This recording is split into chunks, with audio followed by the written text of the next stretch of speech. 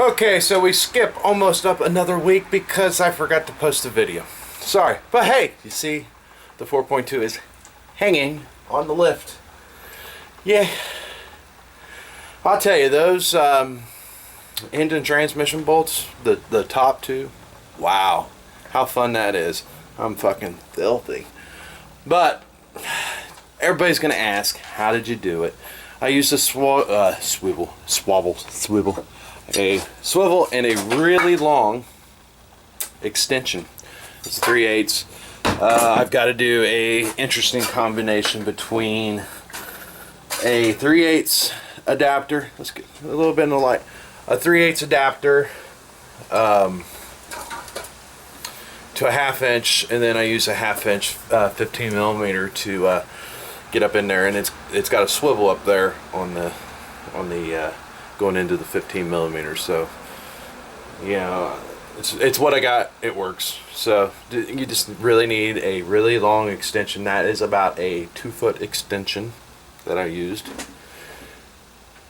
because you had to be like on top of the transmission. So you know you had to pull out your course or your cross support for your transmission, bring your transmission down, and then get up there to get those top two out.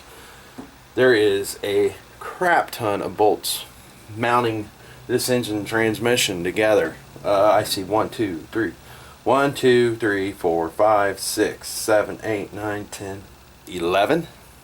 I don't know if that's right.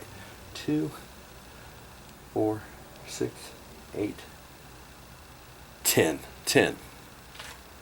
That's, maybe it's 12. I don't know. I don't care. It's out. But, you know, what a procedure. So let's look in the engine compartment right now and see how that looks. So here inside of our engine compartment, you can see our tranny lines are still there. Our exhaust is just unbolted. Our gas lines are still running right there. So quick disconnected over there on the heater core lines. That right there is a bolt to the shocks. I pulled the shocks out for the simple fact that I left the engine mounts on. And there goes an engine mount. Unbolted it and it didn't really release, so I'm like, you know what, just to open this area up, I'm going to take the engine mounts out. And then when I go to put it back in, this one is still on. It doesn't want to release yet. I'll tap it up here with a hammer. And plus, the way you're seeing this engine in here right now is not how I'm going to be putting it back in. I just put a strap through up here. Yes, this is not very safe. It's not even really locked in. It's actually gripping on the strap. And the strap goes around the exhaust manifold right here and being held there. Hopefully we're not putting any stress on our oxygen sensor there, because most likely I'll try to reuse this oxygen sensor or use the one that's still over there on that motor. But yes, I removed the engine mounts just to give me a butt ton of room. Most likely I will lower this engine back in, remount the engine to the transmission, get a few bolts in, get them tightened up a little bit. Probably most likely the easiest ones towards the bottom, or more where the alignment pins are here on the engine transmission. And then I will relift the motor and then reinstall these lower engine mounts and then sink them down into here, just for the sake of that will probably make the better flow of the engine going in. So the next thing is removing this differential off of the side of this oil pan. It'll be really easy on this side. We just back out these bolts right here. This one, this one, this one, and this one. And then we will actually take a soft hammer, hit it. Once it starts to rotate, it'll come off. But you don't do this side first. You want to do this side first, over here. because this one has bearings in it and everything else. You'll want to unbolt it from the oil pan, and then it's actually kind of difficult to remove, most likely. I may, since this is just a donor engine to this engine, I may try to take it and pry it out, or it may come right out. I don't know. I do not know. I've seen another video where they actually had to take a slide hammer and slide hammer this thing off. You'd have to go to different bolt locations and slide hammer it out, but we don't know yet because I haven't got that far.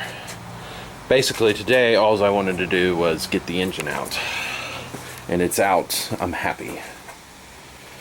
Like I said, I left the air conditioner pump on.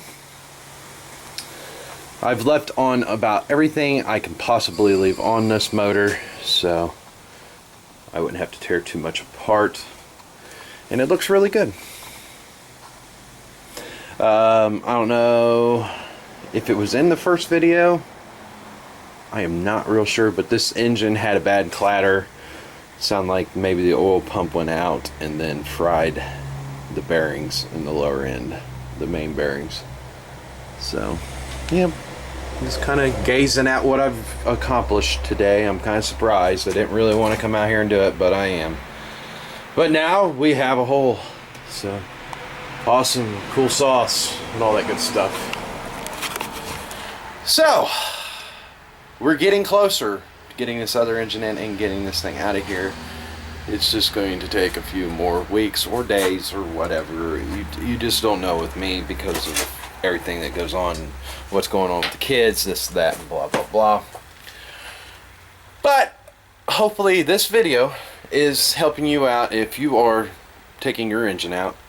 This is some of the problems that I've occurred, some of the suggestions, and just you can kind of see what I got going on. You know, it ain't a step by step. I'm sorry, but that's just how it is. And oh yeah, and on my shocks down here, the only thing I did was I removed the two upper 18mm fasteners. This was supposedly a 21mm fastener. I took a hammer, whack, whack, and then it pulled right off and out. And we'll reinstall it, and he's probably got a clunk and he doesn't know it, or he knows it and he just doesn't know where it's coming from. Well, that's the issue. Well, I can see the donut gasket right here for the so that is the video. Like always, comment, rate, subscribe, and guess what? I will catch you on the flip side. The video is what it is, and later on. Whoa, before we end this video, I do have the differential off right here. Look at it. There it is. It's unbolted. Here's our differentials. We had 4 fasteners. Pulling it to the other side. This actually just kind of pried a little bit off. Really carefully. A little tappy tap. A little pry. And then this one was only held on. This was 15mm fasteners. And this one was 3 15mm, or 18. No, 4. One here, here, here, and here. A little more of a task to get it off of this side. I kind of used a pickle fork to jam into here. No, jammed the pickle fork through here, pried it, started to get in the way. Pry bar through here, and then used a flat bladed screwdriver, and slowly went to the points and started to bang that sucker off. So there it is, it's off. And now we can lower this motor and get her on the floor. But I figured I'd throw this in at the end of the video, see if you folks are actually paying attention to the whole video. And look, pissing out some more coolant. But yeah, there it is. It's off. Now all it needs to do is be transferred over to that motor. And then we need to kind of sort of figure out a better way to, which I think I already see it, is actually taking this strap through here. We'll lift that motor up, put it in. So there it is. I'm done for the day. So like I said, always comment, rate, subscribe, and the video is what it is once again, and catch you on the flip side.